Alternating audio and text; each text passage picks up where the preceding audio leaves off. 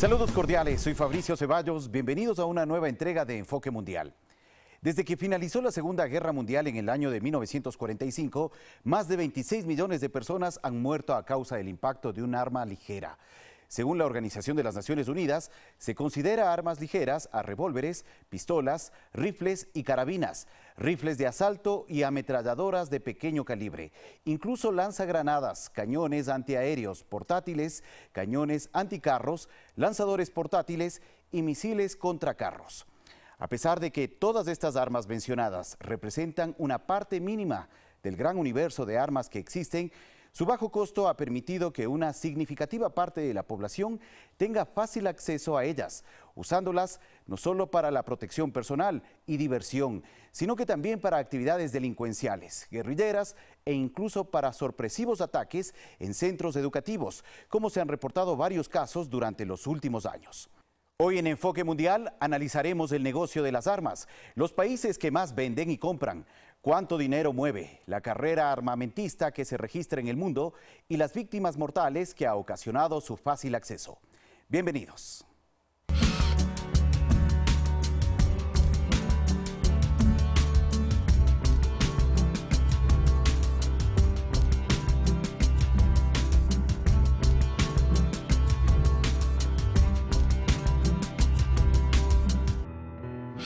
Aproximadamente 90 millones de estadounidenses acumulan cerca de 270 millones de pistolas, escopetas y rifles de asalto. Las estadísticas afirman que el 47% de los hogares de ese país cuenta al menos con un arma y los números siguen creciendo.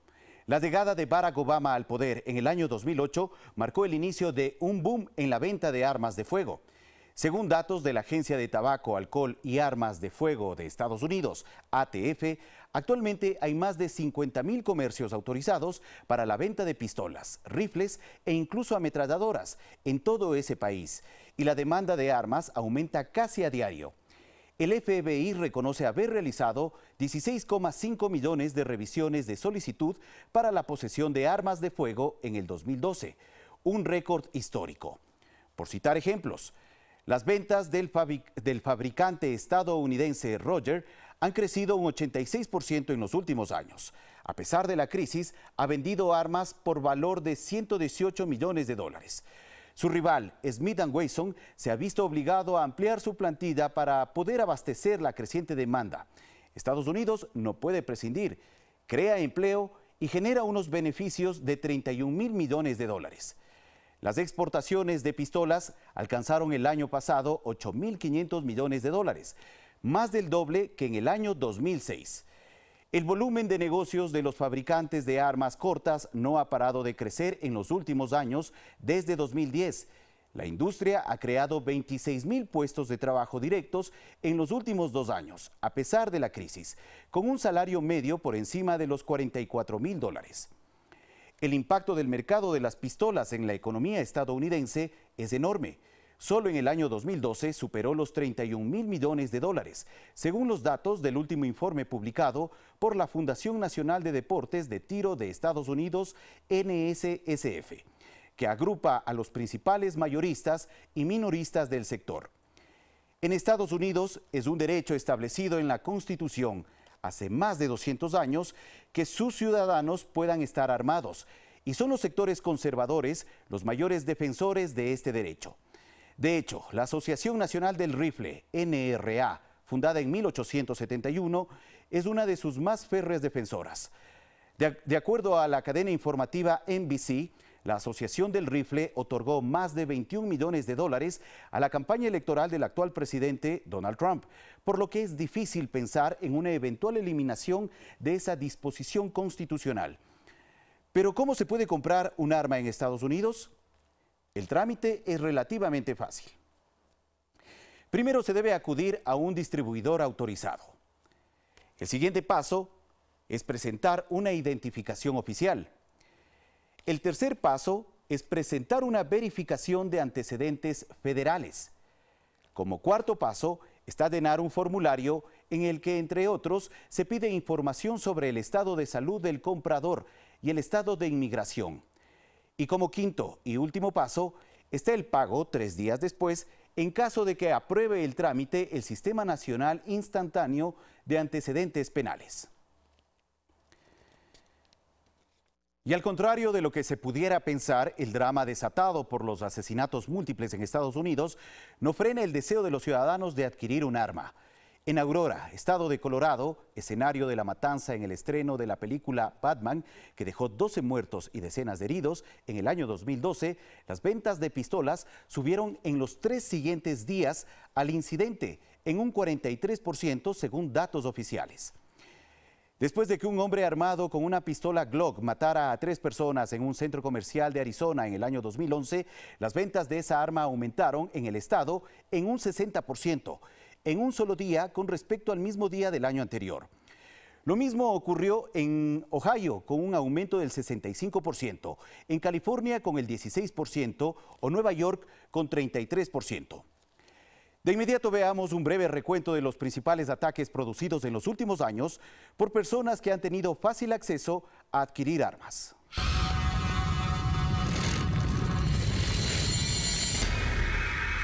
Estados Unidos ha sufrido numerosos tiroteos en los últimos 30 años, siendo los tiroteos en escuelas los más frecuentes y los más comunes. En una localidad de poco más de 20,000 habitantes, el miércoles 15 de febrero, el joven Nicolás Cruz, de 19 años, abrió fuego en su antiguo instituto, el Stoneman Douglas, disparando contra los estudiantes y provocando una masacre en la que murieron 17 personas y otras 15 resultaron heridas. Cruz utilizó un rifle AR-15 semiautomático. 58 muertos y cientos de heridos dejó el ataque de Steven Paddock, un jubilado de 64 años, quien disparó desde la habitación de su hotel al público que asistía a un concierto de música country en Las Vegas. Nadie sabe aún por qué lo hizo. En Orlando, la matanza de la discoteca Pulse fue el golpe a la comunidad gay. El 12 de junio de 2016, un joven de 29 años llamado Omar Meiten abrió fuego con un rifle de asalto y acabó con la vida de casi medio centenar de personas e hirió a otras 53. El 2 de diciembre de 2015, Syed Farrokh, de 28 años, y su esposa de 27 de origen pakistaní mataron a 14 personas en un centro de servicio social para discapacitados. El Estado Islámico dijo que los asesinos eran seguidores suyos. Es una de las matanzas grabadas en la memoria de los estadounidenses porque la mayor parte de las víctimas eran niños. Ocurrió poco antes de Navidad, el 14 de diciembre de 2012. Un joven entró en la escuela de primaria Sandy Hook y disparó 154 balas. Acabó con la vida de 20 niños y 6 adultos. En lo que va del 2018 se registran 18 tiroteos en escuelas estadounidenses. Esto equivale a una media de un tiroteo cada 60 horas, más del doble que en cualquiera de los 3 años anteriores en el mismo periodo. Estados Unidos tiene la tasa más alta de asesinatos cometidos con arma de fuego personales entre los países desarrollados. Además, es la nación con más armas de fuego en manos de civiles a nivel mundial.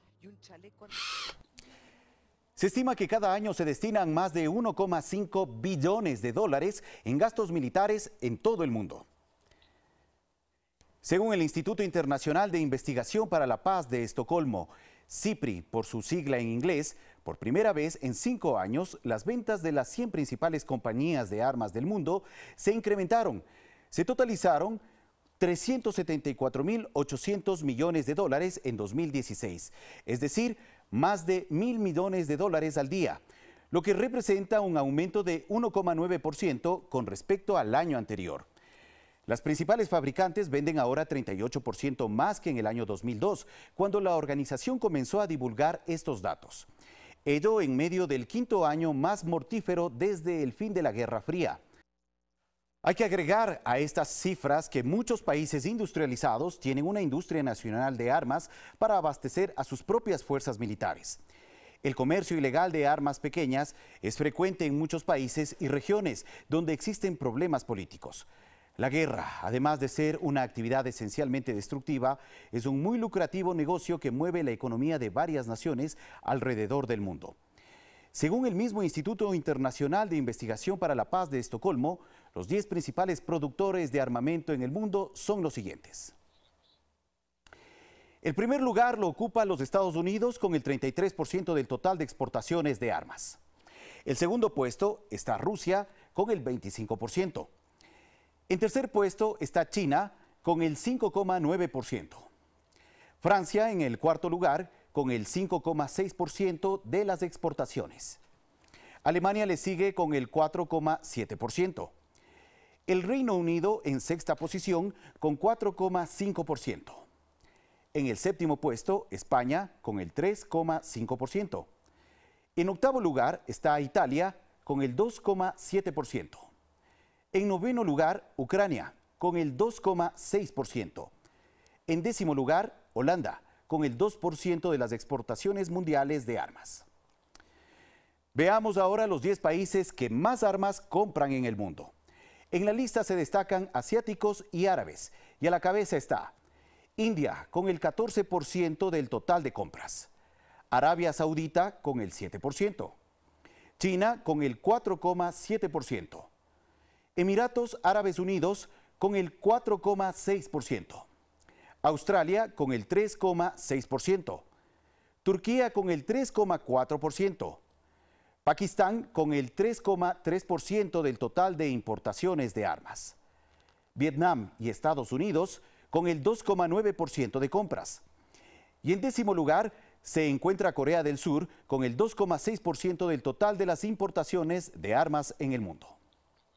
Es momento de hacer una pausa. Regresamos en breve con más información sobre el negocio de las armas en el mundo, aquí en Enfoque Mundial. Sigan con nosotros.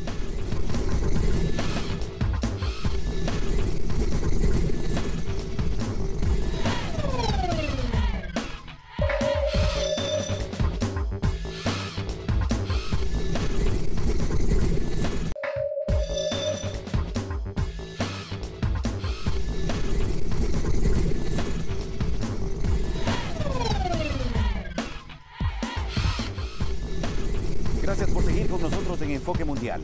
Sin duda las armas están presentes en el día a día de los conflictos mundiales. Las rivalidades entre las grandes potencias, las guerras civiles como las de Siria y Yemen han fomentado que esta industria tenga un despunte. Según Peter Wisman, del Instituto Internacional de Investigaciones para la Paz de Estocolmo, SIPRI, la industria de las armas mueve $100.000 millones al año. Según las cifras de SIPRI, las ventas de armas en el mundo entre 2013 y 2017 fueron 10% mayores que entre 2008 y 2012. Este instituto calcula que Estados Unidos capta el 34% de las ventas mundiales de armas. El total de ventas de armas de Estados Unidos es 58% mayor a lo que vende Rusia, el segundo exportador mundial de armamento. Sin embargo, este negocio también tiene un componente ilegal que genera gran cantidad de dinero. Según la Oficina de Naciones Unidas contra la Droga y el Delito, se mueve entre 170 y 320 millones de dólares anuales en el mundo. Luego del tráfico de drogas, el de armas es el segundo negocio ilegal más lucrativo y sus consecuencias también son devastadoras. Se estima que cada año mueren más de 500.000 de personas en el mundo por la violencia derivada del armamento ilegal. Grupos paramilitares, guerrilleros, insurgentes, piratas y hasta gobiernos dictatoriales compran y venden armamento ilegal. Entre los principales tipos de armas de este mercado negro están pistolas, ametralladoras, fusiles, cohetes, lanzagranadas, cabezas de mortero y granadas de mano. Existen dos tipos de piezas que articulan el negocio del tráfico de armas. Por un lado, los corredores de armas, que son quienes se encargan de hacer los acercamientos entre vendedores y compradores y financistas para cerrar los negocios. Y por otro lado, los transportistas, que se encargan de ver vehículos, rutas y personal necesario para trasladar las armas luego de cerrado el negocio. A pesar de que en el mundo existen grandes problemas de pobreza, inequidad y enfermedades que requieren investigación para ser combatidas, estos temas han tenido menos importancia para ciertas naciones que han privilegiado destinar grandes sumas de dinero al tema armamentista. La inversión en equipamiento militar sobrepasa cifras inimaginables. El mismo presidente Donald Trump, al asumir su cargo, se planteó reforzar la capacidad militar de Estados Unidos. Y el presidente ruso Vladimir Putin se ha fijado como meta modernizar su ejército y renovar su arsenal militar en 10 años. El ranking de fuerzas militares del Global Firepower, presentado en el año 2017, revela cuáles son los ejércitos más poderosos a nivel mundial. A partir de la evaluación de 50 parámetros, entre los que se destaca el número de soldados, la cantidad y diversidad de armas, el presupuesto anual que reciben, incluso la ubicación de los países y los recursos naturales que juegan a favor de los estados, los 5 ejércitos más poderosos son los siguientes. Estados Unidos, que posee 2.363.675 soldados, 13.762 aviones, 5.884 tanques de combate y 19 portaaviones. Su presupuesto se estima en 587.000 millones de dólares. El segundo lugar lo ocupa Rusia, con 3.371.027 soldados enlistados. Sin embargo, su presupuesto es menor, 44.600 millones de dólares, al igual que su equipamiento técnico militar. China se encuentra en tercer lugar. Sus filas lo integran 3.712.500 efectivos, 2.955 aeronaves y 6.457 tanques de guerra. Cuenta con un presupuesto de defensa de 161.700 millones de dólares. La India es el país con más personal militar en el mundo, con 4.207.250 soldados. Posee 2.102 aviones, de los cuales 676 son de combate y 4.426 tanques de guerra. Su presupuesto de defensa asciende a 51.000 millones de dólares. En quinto lugar se encuentran los franceses, que se considera un ejército muy poderoso a pesar de tener apenas 387.635 miembros. Sin embargo, cuenta con 118 barcos, de los cuales 4 son portaaviones. Su presupuesto se estima en 35.000 millones de dólares. Pero para poder dimensionar la magnitud de las cifras que se destinan o que destinan estos países en defensa, la comparamos con el presupuesto general de todo el Estado ecuatoriano, que llega a 34.853 millones de dólares. Sin duda, la inversión en armas es inmensamente mayor que los presupuestos totales de países en vías de desarrollo como el nuestro. Pero la inversión en temas armamentísticos no es nuevo y a través de la historia podemos ver que las competencias por la hegemonía mundial muchas veces se ha basado en el poderío militar. 4, 3, 2,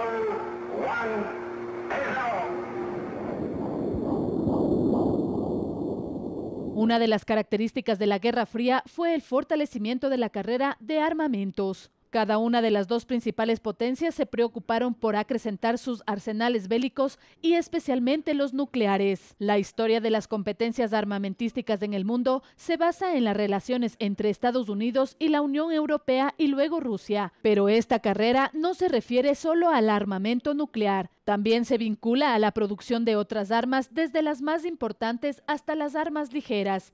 Y hoy en día son utilizadas por civiles quienes las adquieren fácilmente. Al principio de la Guerra Fría, solo Estados Unidos disponía de estas armas, lo que aumentaba significativamente su poder bélico. Por ello, la Unión Soviética inició su propio programa de investigaciones para producir también tales bombas.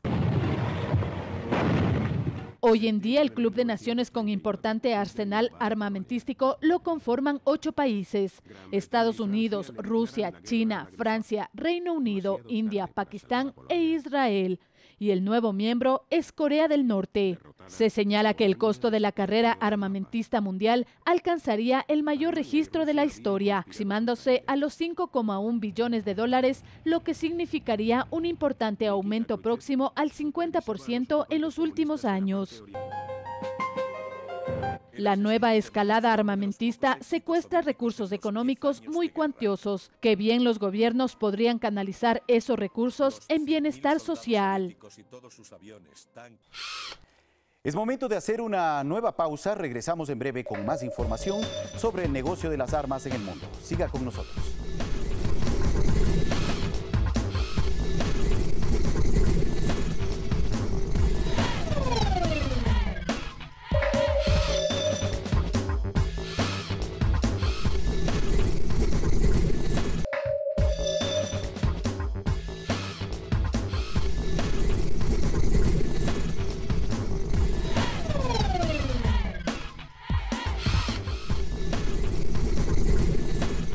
Gracias por seguir con nosotros. A esta hora nos acompaña ya en Enfoque Mundial Ricardo Camacho, experto en temas de seguridad, para hablar sobre el negocio de las armas. Ricardo, bienvenido a Enfoque Mundial. Gracias, Fabricio. Un cordial saludo a ti y a los televidentes que nos están viendo en sus hogares en este instante.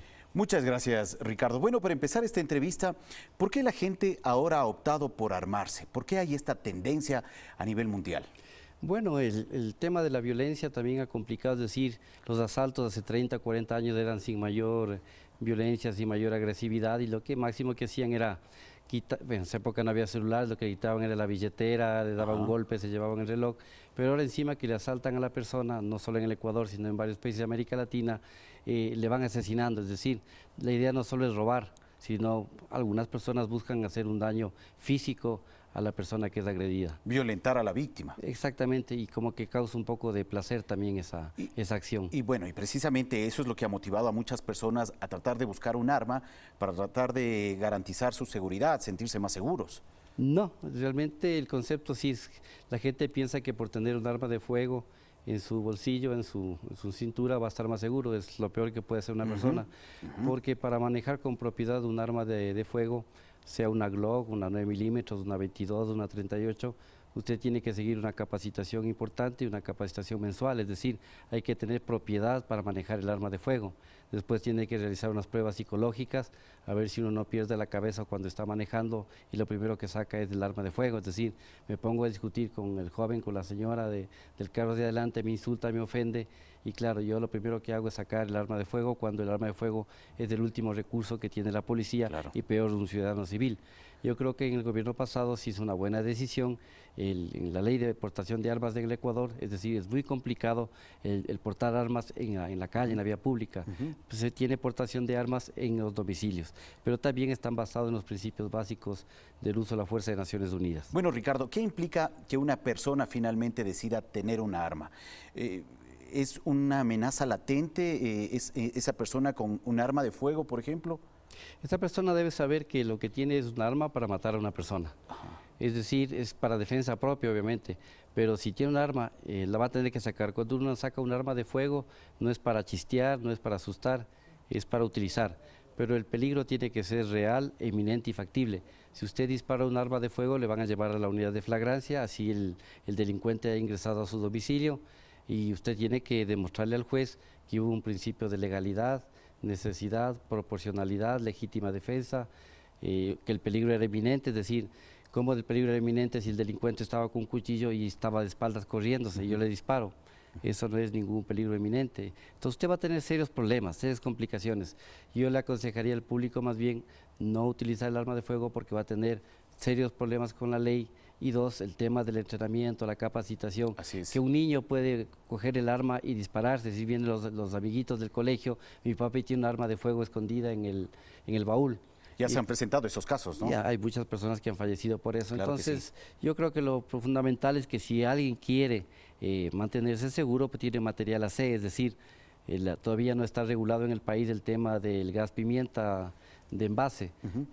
Si una dama se siente con miedo, un caballero, podría acudir a un arma, a un arma no letal como es el gas pimienta, que lo que hace es 15 minutos dejarle, no ciego, pero llorando a la persona. Ya es una forma de protegerse. Y usted grita o marca el teléfono de emergencia de la policía, el 911, o el botón de pánico que tiene ya los UPCs. Bueno, a lo largo de este programa hemos visto de una u otra forma la facilidad que hay, sobre todo en los Estados Unidos, para poder adquirir un arma. Pero en el caso de Ecuador, ¿cuál es el trámite que se debe seguir? ¿Hay un mayor control a comparación de otros países, por ejemplo? Claro, en Estados Unidos es muy fácil, uno tiene la edad correspondiente y es como acercarse a un supermercado, es decir, usted ingresa y puede encontrar desde un revólver, un fusil automático, un lanzagranadas, etcétera.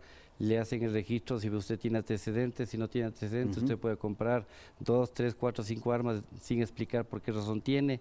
Se demoran unas pocas horas o si tienen en ese instante le entregan el arma de fuego, no pide ningún requisito de capacitación. ¿Y cuáles son los resultados? Una sociedad norteamericana destruida en el sentido de que los jóvenes de los colegios algunos de ellos resentidos con sus profesores, con sus compañeros por el bullying, regresan con un fusil automático y matan a 20 personas. Claro. Y esto no ha ocurrido una vez, ha ocurrido ya 100 veces en Estados Unidos, en la época del presidente Obama y de Trump, y anteriormente con Bush. Pero esto se ha vuelto una dinámica que va en avance. Y muy sencillo, porque incluso visitar algunas tiendas, supermercados, por ejemplo Walmart, en algunas tiendas ofrece armas ligeras a la venta, ¿no? Exactamente. Por ejemplo, la Interpol nos señala en la página web que revisaba el día de hoy que están asociados 245.000 homicidios o asesinatos, perdón, en el año a la tenencia de armas. Esto está alejado de los conflictos armados internacionales o internos. Es decir, es un negocio oscuro el tráfico de armas, además que se maneja según la Agencia de Naciones Unidas, que va entre 170 y 320 millones de dólares, pero la agencia española dice que esto es una subcifra. La venta al crimen organizado especialmente debe estar bordeando los 2.000 millones de dólares. Es decir, el guacho o los carteles mexicanos no tienen que acudir a un portal de compras públicas ni a la Contraloría General del Estado, Claro, sino lo adquieren que con facilidad. El fusil más rentable, el fusil mejor, que es una belleza de fusil, es el Kalashnikov, el que hubo antes en la finalizada de la Segunda Guerra Mundial, que ahora se llama AK-47.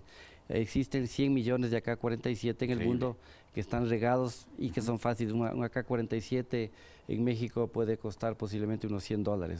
Pero ¿cuán fácil es poder portar un arma en nuestro país? Complicado, es complicado, es decir...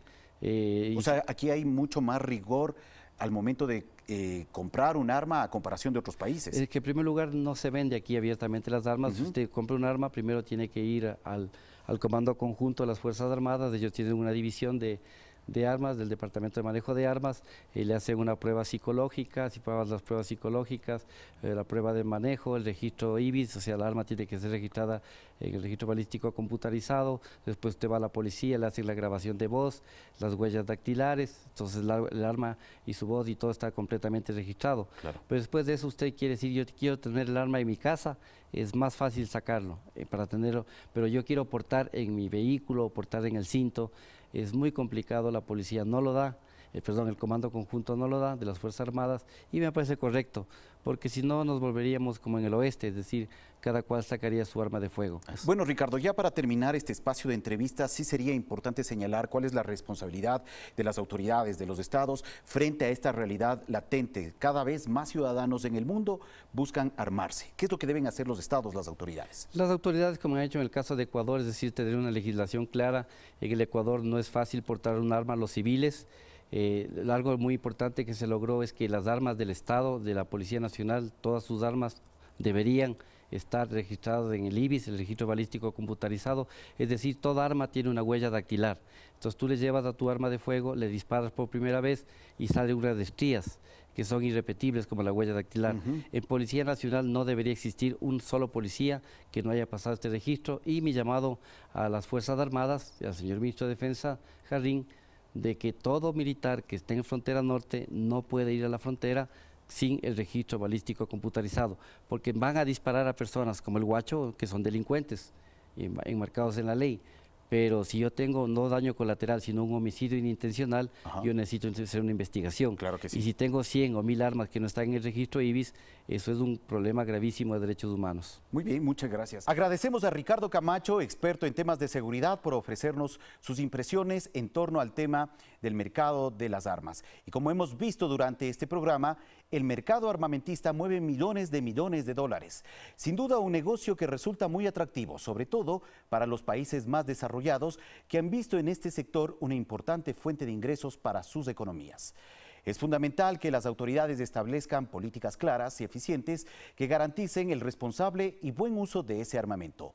No en vano se han establecido varios acuerdos internacionales para reducir el nivel de armamentismo y desarme en las naciones, precisamente pensando en la seguridad y preservación, además del respeto de los ciudadanos del mundo. El uso de armas, del tipo que éstas sean, debe ser el último recurso a utilizar para la solución de conflictos. Gracias a todos por acompañarnos. Regresaremos en una semana con un nuevo tema de actualidad. Hasta pronto.